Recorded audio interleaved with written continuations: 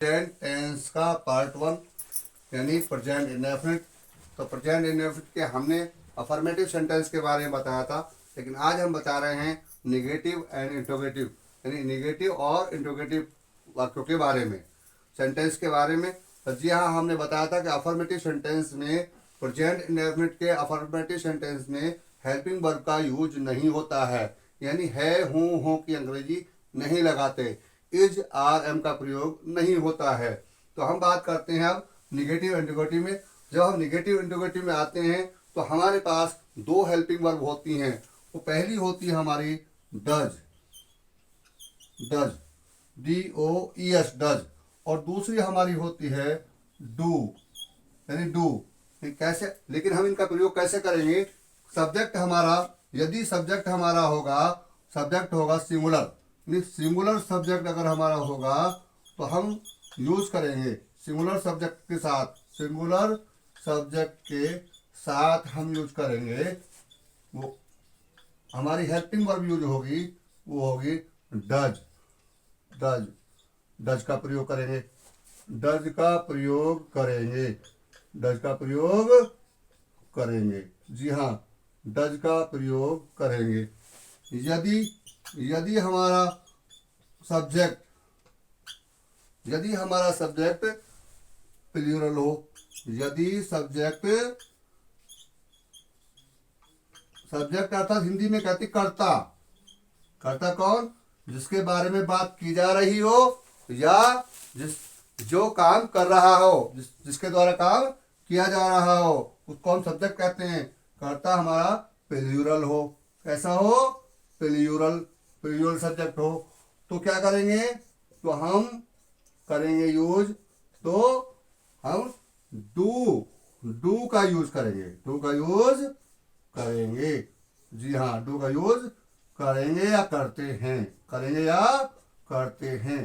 जैसा कि मैंने बताया आपको, डज और डू हमारी प्रेजेंट इंडेफिनिट की नेगेटिव और इंट्रोगेटिव में हेल्पिंग वर्ब है दो।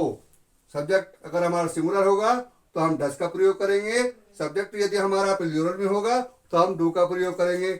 इसके साथ साथ आपको सारी सेंटेंस हम दे रहे हैं यहाँ पर, उन सेंटेंस का यूज करेंगे। हाँ, तो अभी हम बात कर रहे थे, आपको आपने बताया था अभी वीडियो में कि प्रेजेंट इंडेफिनिट के नेगेटिव और इंट्रोगेटिव वाक्यों में हमारी जो हेल्पिंग वर्ब है वो दो हैं, एक डज और एक डू।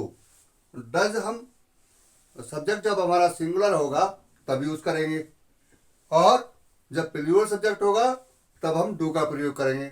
सब्जेक्ट होता क्या है? सबसे बड़ी बात तो यह है कि मैं आपको बता दूं, देखिए यहाँ पर एक बच्चा है, उसका नाम तो कुछ ना कुछ होगा ही। तो उसका नाम अगर मान लीजिए अर्नब है तो उसको हमने बच्चा कहा, अर्नब है तो उसको हमने क्या कहा? बच्चा। और बच्चे का काम क्या है यहाँ पर? पीने का।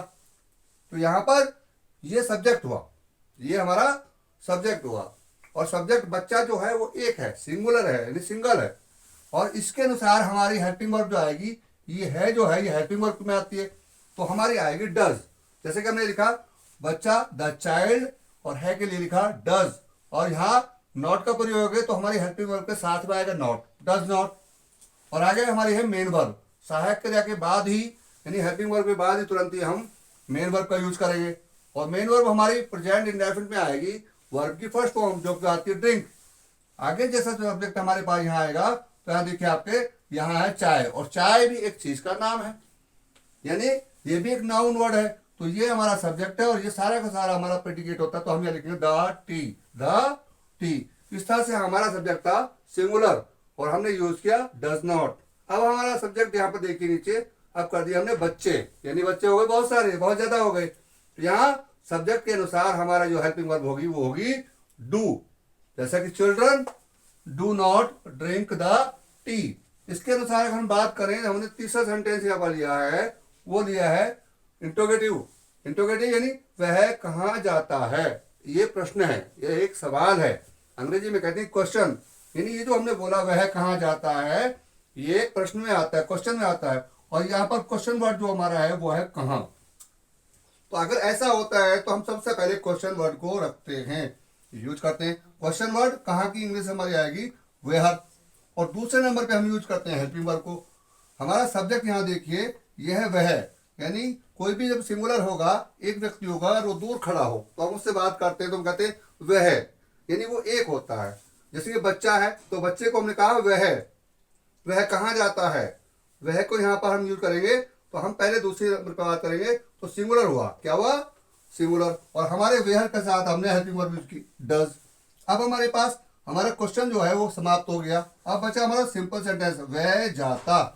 तो हम सबसे पहले सब्जेक्ट को रखेंगे वह यानी ही, उसके बाद आएगा मेन वर्ब, क्योंकि हेल्पिंग वर्ब हम यूज कर चुके पहले ही, गो। और यहाँ बाकी सेंटेंस बचा ही नहीं है तो हमारा वेयर डज ही गो।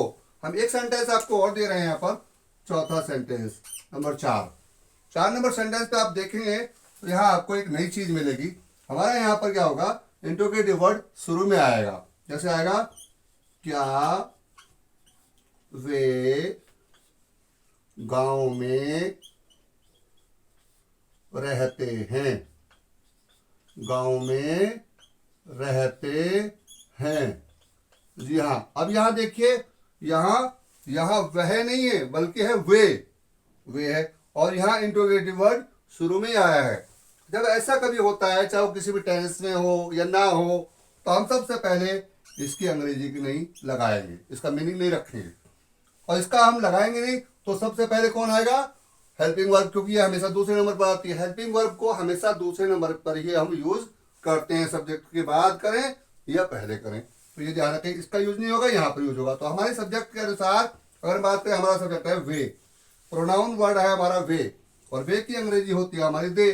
तो इसके अनुसार हम अगर बात करें तो यहाँ का हमारा डू ये आएगा, क्योंकि ये वे जो है बहुत सारे होते हैं। कोई भी चीज हम बात करते हैं तो कहते हैं वे फूल, वे व्यक्ति, वे आदमी, बहुत सारी बात करते हैं, वे बच्चे।